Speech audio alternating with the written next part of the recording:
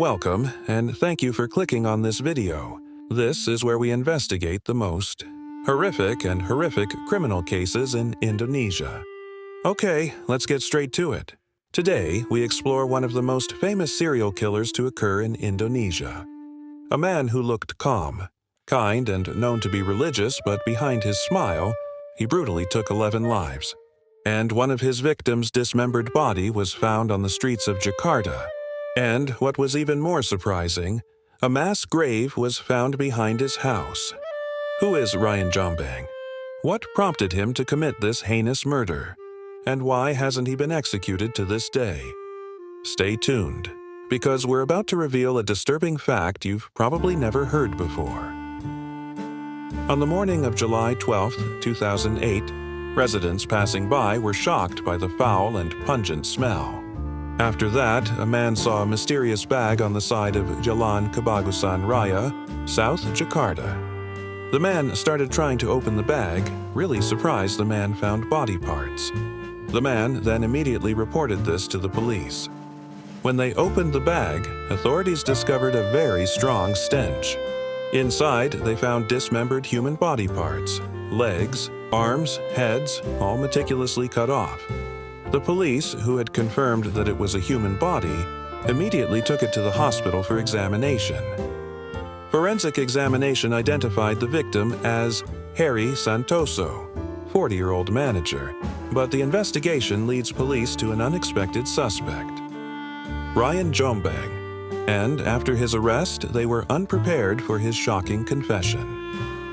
Born with the name Very Idam Henyansha on February 1, 1978 in Jombang, East Java, Indonesia.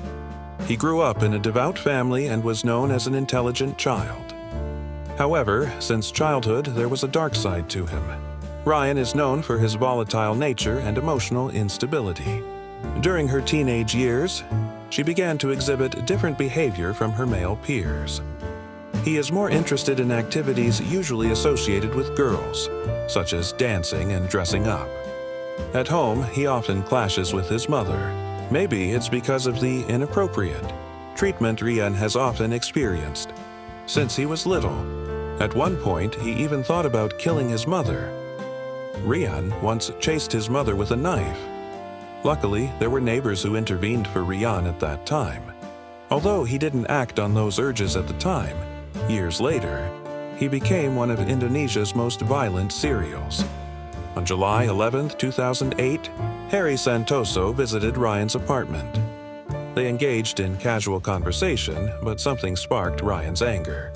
Harry noticed a photo of a man in Ryan's room. That man is Noval, Ryan's boyfriend. Harry started to persuade Ryan to introduce him to Noval in a joking tone. Ryan felt jealous and humiliated. Anger flooded him, and finally there was an argument between the two of them. Harry, who knew Ryan, started to get angry and darkened his eyes, trying to calm Ryan down, but it was too late. Ryan took a kitchen knife and stabbed Harry in the chest repeatedly, which made Harry suddenly fall. Ryan, who saw Harry fall, smiled broadly at Harry, who was in pain. Ryan didn't stop there. He dragged Harry into the bathroom and beat him with a metal bar until he died. After that, Ryan continued to cut Harry's body into 7 parts. He put the body parts in a bag. After that, Ryan called a taxi to take him to dispose of Harry's body.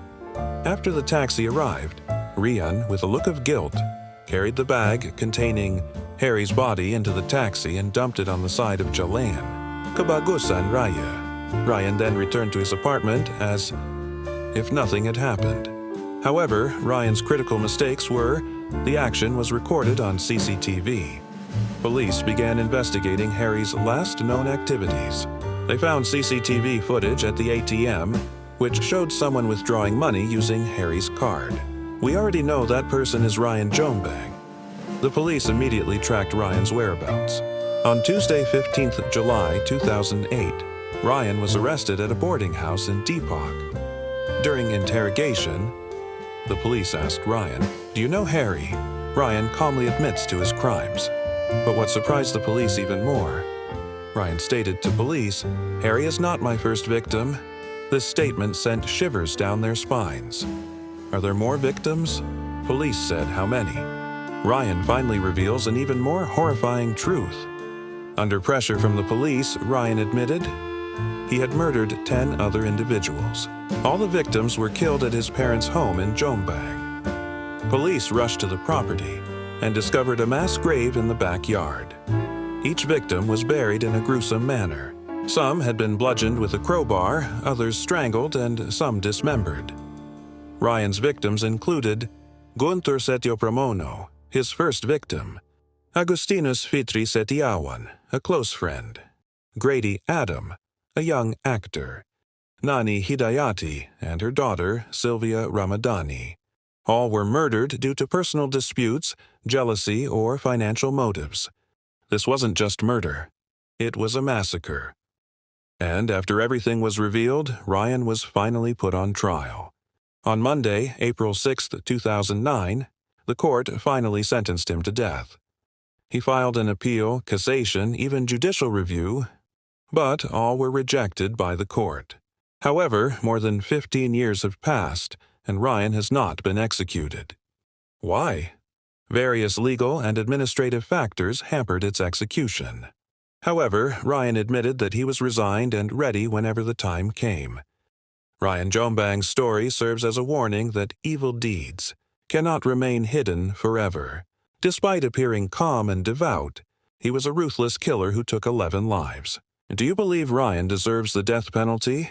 Share your thoughts in the comments below. Thank you for watching. Don't forget to like, subscribe, and turn on the notification bell so you don't miss any future content.